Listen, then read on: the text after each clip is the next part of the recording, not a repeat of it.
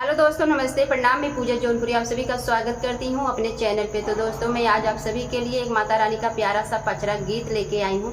आप लोग सुनिए, कैसा लगेगा कमेंट बॉक्स में जरूर बताना। हथवा के लिहली मैया लाल रंग चुनरिया हो कि चली भैली ना, हो कि चली भैली ना, तमैया मोरी करे नवा हो कि चली भैली ना, तमैया मोरी करे आसन नवा हो कि चली भैली ना।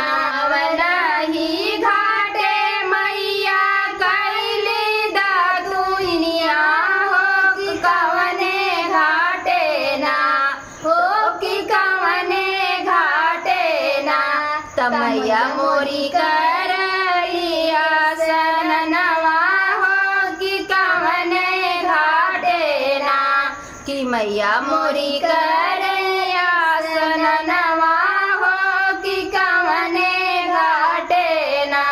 गंगा ही घाटे मैया कैली दातुनिया हो कि वही घाटे ना, तम हो तमैया मोरी कैली आसन नवा हो कि वही घाटे ना, तमैया मोरी कैली आसन नवा हो कि वही घाटे ना।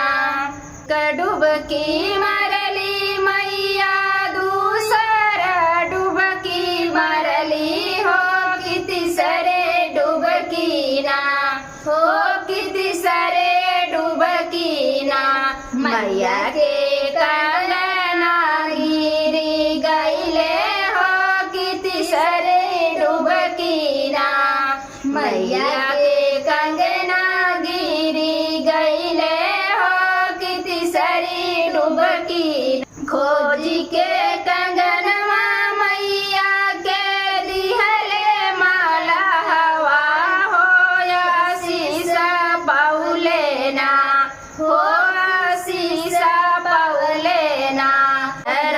घरवा जुड़ा से हो आशीष पाउले ना, घरवा जुड़ा से हो आशीष पाउले ना, तोहरा धनिया जुड़ा से हो आशीष पाउले ना, हो कि आशीष पाउले ना।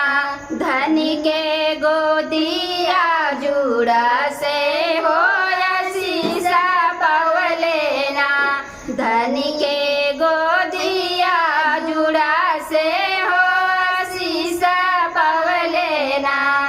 हाथवा के लिहली मैया लाल रंग चुनरिया हो कि चली भैली ना, हो कि चली भैली ना, तमैया मोरी का